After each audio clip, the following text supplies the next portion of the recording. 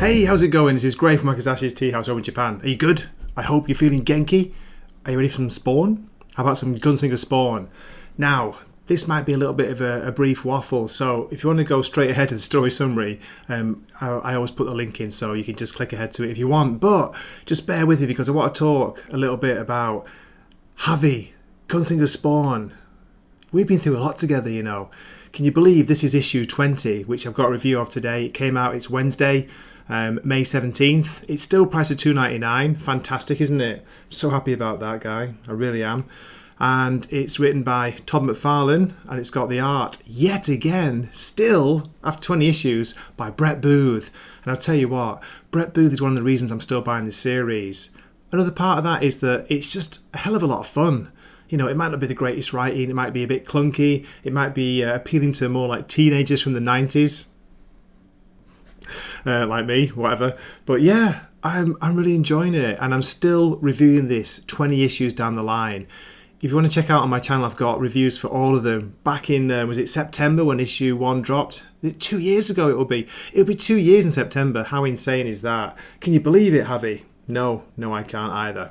So, what you want to know is this issue any good? Is it worth buying? Well, okay, after the last issue, which by the way is an absolute blast, it's a banger, it's a cracker last issue, this was a little bit of a disappointment. Not the art. The art is great, it's by Brett Booth, so you know, what do you expect? But the writing, and I'm going to highlight that in this review. I'm going to point out some of the kind of clunky text boxes, and yeah, some of the dialogue, a bit like my free-form stream of consciousness reviews. But yeah, let me know what you think at the end, because I'd be curious to hear. Am I being a bit too harsh? But come on, you know, it's Todd McFarlane. He's never been known to be the greatest writer, but I wish he was still drawing like his Spider-Man back in the day. But anyway, you know, those days seem to be over, don't they?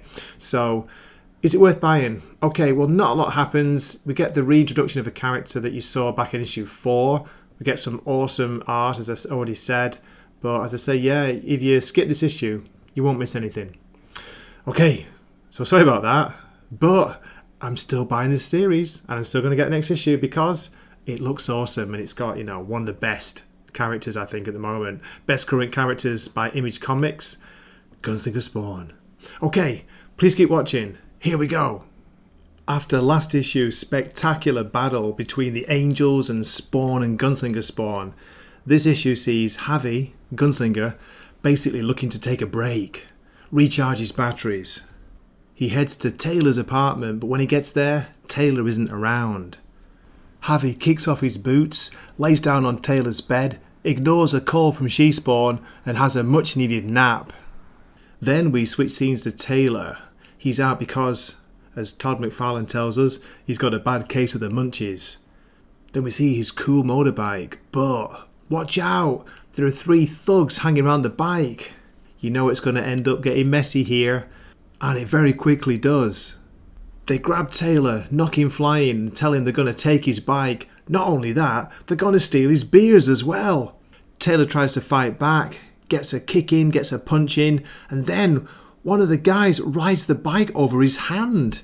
Taylor's hand gets broken. Somehow, he then stands up and throws his bike helmet at one of the guys. And then we get this gorgeous double-page spread, which, I tell you what, this is one of the main reasons I'm still reading Gunslinger Spawn. There are some really good issues at times, but it's mainly for Brett Booth's art. Look at this. Fantastic. But just let me point out some of Todd McFarlane's rather clunky, shall we say, to be kind, clunky dialogue. Let me read from these boxes here. But whatever sadistic act the rider was going to do to Taylor, he's instead met, head-on, by an immovable force that suddenly appears from nowhere. I don't know what it is with that. It's just something about the very, very long sentence, the structure, something. It's a bit clunky, to be fair. It continues. During the next 2 months, while he recovers in the hospital, the rider will awake dozens of times, trying to sleep by the haunting image of 2 piercing green eyes. Now, sorry to be a bit of a grammar Nazi, but I'm an English teacher, so I can't help it. But that is wrong. The English is wrong in that. I think there's a word missing, or maybe the tense isn't right. But it's clunky as heck. But saying that, to give Todd McFarlane some credit, you know, there have been some really, really good issues in this run. As I was saying earlier on, This is issue 20 and I've reviewed them all, and if you want to check them out, please do check out my channel. Gunslinger tells Taylor it's time to go, but Taylor's furious. He's telling him, look, there are security cameras everywhere, they've recorded all this. Now they know who you are, what you look like, and they know what I look like too. Harvey tells him to get on the bike. Come on, Taylor. Grudgingly, he hops on and they head back to Taylor's apartment, but when they're there, they don't see a small purple-looking dinosaur. What's going on here? Wait a minute.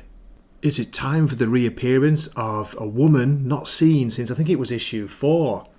Taylor goes to take a leak in the bathroom, but when he gets there, there's a bigger, stronger, scarier-looking dinosaur sat on his toilet. We get a brief reference to the movie The Hangover from Todd McFarlane. Then Taylor slams the door quickly and says, I think we're going to need a bigger boat. Okay, it's a reference to Jaws, I know that, but why? Why is he referencing Jaws when it's the dinosaur and they're not on a boat? Hey, I think it's too much for me. It's gone over my head. I'm too stupid for this. But then we get to see, here she is, the queen of the dinosaurs herself, Dakota. And we get an editor's note saying they have met before. Gunslinger and her met back in issue 4. Gotta say, I do like the design. The drawing by Brett Booth. That hat is awesome, isn't it? Gunslinger reacts the only way he knows how, pulling out both guns. He starts to fire when the dinosaur comes flying out of the bathroom, attacking him. Shots are fired. Most of them miss, but some of them do hit. Strangely though, Dakota says, no, that's not why I'm here. She seems to want them to stop. 2 more of her baby dinosaurs, or mini dinosaurs, drop out from somewhere, maybe her hat, slide down her arms and attack Gunslinger, distract him, stop him from firing his gun. He throws them off himself quickly. Leave my babies alone, she says. But then the big one closes in on Javi. Its mouth starts to open. Javi's out of bullets. He's out of time. What's going to happen next? Okay, I think this is an appropriate place to end my story summary. I know, I'm sorry, but I had to stop there. Don't kill me, okay? Okay, here is a preview of next issue's cover. Look at this. I'm not sure again who the artist is, but this is a very cool, very distinctive style. Looking good. And that's out in June. So, please drop me a comment, let me know what you think of the series. Are you still buying it as well, like me? And yeah, I'd love to hear your thoughts. And hopefully, hope to see you in a future video. So this has been Gray from Makazashi's Tea House, and I'm signing off for the night here. Matane!